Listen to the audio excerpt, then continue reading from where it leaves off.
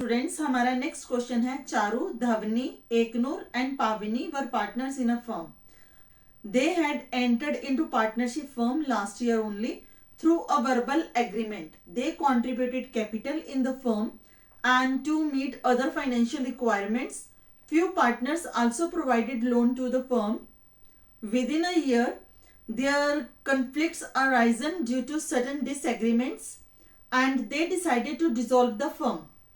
The firm had appointed Mrs. Kavya, who is financial advisor and a legal consultant, to carry on the dissolution process. In the first instance, Kavya had transferred various assets and liabilities to realization account.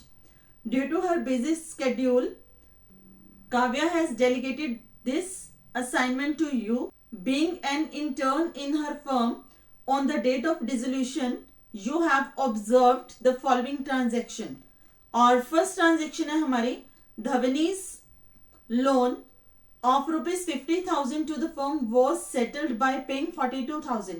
यहाँ पे student first transaction में वो कहते हैं धवनी जो कि एक partner है उसने फर्म को लोन दिया था, यानी ये फर्म की लायबिलिटी है 50,000 की और इसके बदले में फर्म कितना पे कर रही है, 42,000 रुपीज उसको पे कर रही है.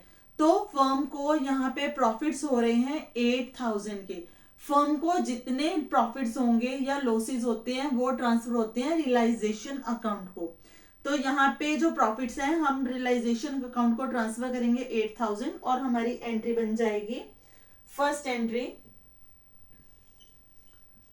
धवनीज loan account debit 50,000 to bank account 42,000 to realization account 8,000. Being Dhavani's loan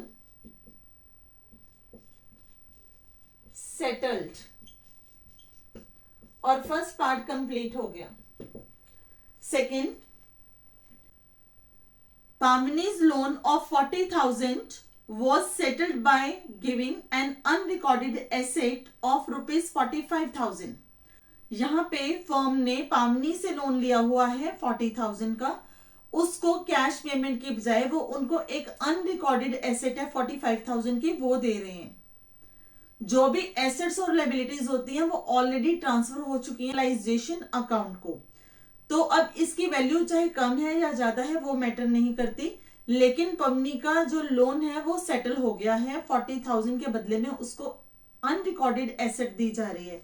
तो हमारी एंट्री पड़ेगी, पावनीज लोन अकाउंट डेबिट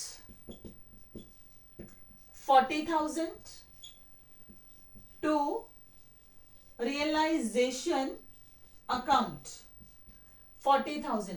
स्टूडेंट्स, अगर आप यहाँ पे name of the asset mention करते हो रियलाइजेशन की जगह पे तो आप गलत हो जाओगे. यहाँ पे चाहे रिकॉर्डेड एसेट है चाहे अनरिकॉर्डेड एसेट है, रियलाइजेशन वर्ड यूज होगा एसेट्स और लायबिलिटीज के लिए. बीइंग पावनीज loan settled through unrecorded assets. Second case over. Next case, loan to Charu of rupees 60,000 was settled by payment to Charu's brother loan of the same amount. Charu के brother से firm ने loan लिया है, ये firm की liability है, outsider liability है और ये ऑलरेडी ट्रांसफर हुई है रियलाइजेशन अकाउंट को. चारू ने फर्म से लोन लिया हुआ है, ये फर्म की एसेट है 60,000. फर्म ने चारू से अमाउंट वापस लेना है लोन का और चारू के ब्रदर को देना है. अब यहाँ पे चारू के ब्रदर को चारू पे कर रही है और उसकी सेटलमेंट उसके लोन के थ्रू हो रही है. तो इसकी एंट्री पड़ेगी realisation account debit. Realisation account debit हम कर रहे हैं चारू के ब्रदर के लोन की जगह पे, क्योंकि वो इंटरनल लायबिलिटी है. 60,000 से, टू लोन टू चारू, जो फर्म ने चारू को लोन दिया है वो अब खत्म हो रहा है 60,000 से, क्योंकि चारू का लोन जो है वो चारू के ब्रदर के लोन के थ्रू एडजस्ट हो रहा है. Being चारू's loan settled by चारू's brother loan. Next, Eknor's loan of rupees 80,000 to the firm. एकनूर ने फर्म को लोन दिया हुआ है 80,000 का, and she took over machinery of 60,000 as part payment, और वो फर्म से एक तो मशीनरी ले रही है और बाकी की पेमेंट ले रही है. 80,000 में से 60,000 की मशीनरी हो गई और बाकी 20,000 कैश और बैंक के थ्रू आप पे कर सकते हो. तो एंट्री आएगी आपकी एकनूर्स loan account debit 80,000 to realisation account. अब मशीनरी की जगह पे मैं क्या यूज कर रही हूँ, रियलाइजेशन अकाउंट. जैसे कि आपको पता है एसेट और लायबिलिटी की जगह क्या यूज होना है, रियलाइजेशन. To bank account